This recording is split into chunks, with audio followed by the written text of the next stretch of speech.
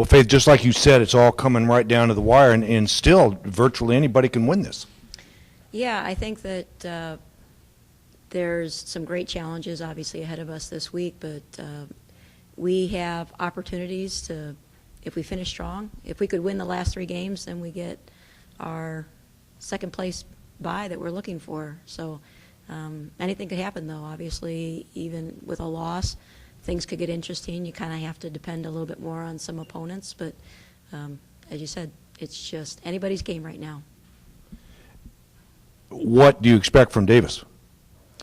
Well, they're a great team. I think that they've shared the ball really well. They've got a lot of experience on the court. Sydney Phipps is kind of the highlighted player for them, but they also have Kelsey Harris, who's one of the top 3-point shooters in the country. She's ranked number 5 right now. And they do an amazing job. Against Long Beach State last week, they had 17 3-pointers in a single game, makes, and they can really shoot the ball. So I know that they shoot the ball well, especially on their home court. We have to do a great job of defending the 3-point shot, but they're also very capable of driving the bucket and getting some good post-ups. They have virtually almost the whole team is like 6 foot or above, and so they switch every screen on defense. They play 3-2 zone. They are able to post up anybody on the team, and we got a couple little dinkies that I'm sure they're going to try to pick on a little bit, but it's going to take a great effort on our part, both offensively and defensively, to come out of Davis with a win. Continuing on that, how do you combat that height? When you guys have some small guards, what are you guys going to do? Help side is going to be important. We're going to ask for our guards to get around in the post and make that pass as difficult as possible. Apply a little bit of ball pressure so it makes it a little bit tougher for them to get the angles and vision of seeing the open players. And get some double teams. That's our best bet right now. Long Beach State would you say Long Beach State is similar in terms of their length and height, and you guys went there and beat them? Do you think it's going to be a similar kind of game? Well, I think that Davis is bigger than Long Beach State. Long Beach State has some players that have decent size. I think that the difference between the two teams is really systematically. I feel like Long Beach State has been reliant upon their abilities to change defenses and keep their opponents so off balance that they generate so many turnovers. They get easy scores out of their turnovers. I feel like Davis is more about their terrific Princeton offense, their ability to execute that, and their terrific shooting. I don't think that they generate quite as many turnovers as a team like Long Beach State does, but they beat you because they're so good together. They're really an excellent team. Is there any added pressure just coming down to the last few games of the season? The race is real tight. Anything in the locker room that you're telling them different? Well, we're just, we're going to go for it. Obviously, Davis is going to do the same thing. This is their pink zone day, play for K day on Thursday, and they know what's riding out there, and obviously we beat them here at home, so I'm sure they're very animated in their approach to seeing how they can upend the Mustangs, and certainly that rivalry is one that's been forming for several years now. It's always been existent for football, but it's since Davis has joined the conference, I think it's really highlighted for women's basketball and men's basketball as well. So it's become a more highlighted matchup than maybe years past. Is that making a difference in the locker room for the team, just playing with a little extra chip on their shoulder?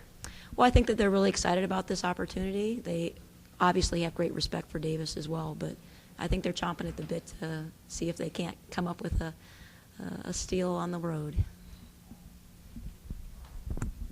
Sorry. Did you expect, coming into this season, for it to kind of be anyone's conference? I kind of did. I thought that Northridge would have probably overwhelming experiences just because they had their whole starting lineup coming back. As it's turned out, Hawaii has really shown their experience. They've brought a lot of players back from last year's squad, and Northridge is also very dangerous and scary. Davis I knew would be in the running and the hunt, even though I don't think sports writers necessarily thought the same thing as the coaches did early on, but they've proven themselves to be a terrific squad too. So, we're kind of, again, it's wide open. Anybody can win it. Certainly right now I think that Hawaii's maybe favored Long Beach State has suffered a couple of injuries that might have put them in a place where they could have beaten Davis last week if they hadn't had those injuries, but I'm not sure exactly how long their injured players are going to be out. So if it is season ending for some of theirs, it may be difficult for them to stay in the mix, depending on, again, personnel, because they're a little bit thinner than they've been when we faced them.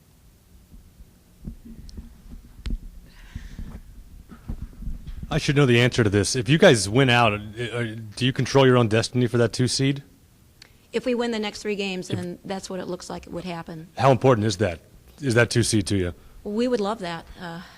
You know, I don't know if any other university is as adamant about it as we are from an academic standpoint, to be honest.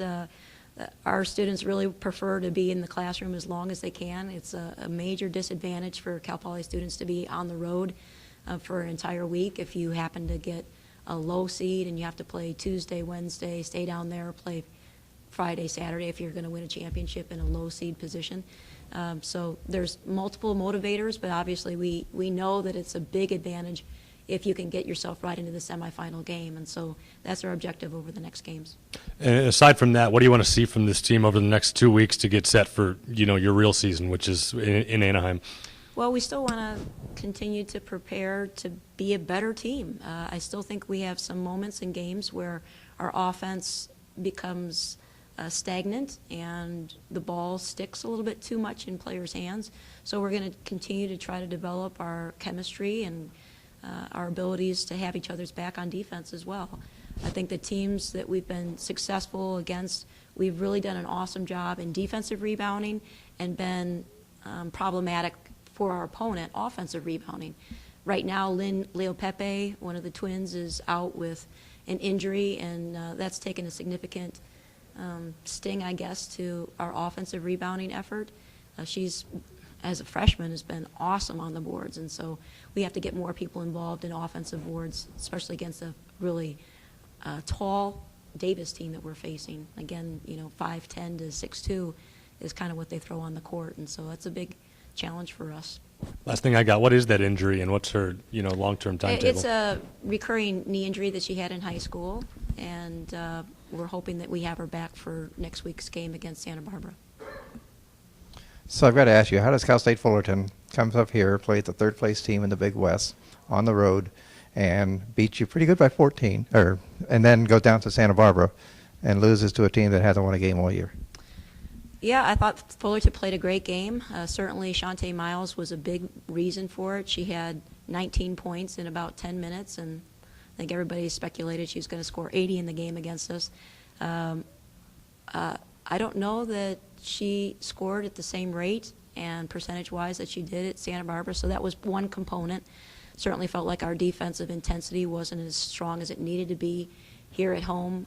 We needed to play her tighter, and again, I think the defenders that faced her were so fearful about the speed that she brings to the floor that I think they just didn't play her as tight as they needed to. Second half, we did a much better job on her. But along with that, our shooting percentage was woeful for the game, and I can't tell you why that was, but it was a bad day for the Mustangs. But certainly I think that Fullerton is a very capable team, and I do think that Santa Barbara has been knocking on the door all season long. And, you know, it was unlucky for Fullerton, but kudos to Santa Barbara and the Gauchos and Coach Mitchell for keeping her team in the race and moving towards a goal of improving every single game. They're right there. So people that take them for granted, they are, I think that's a mistake. Thank you. Thank you. Okay, Brendan Buckley will be here in a couple minutes.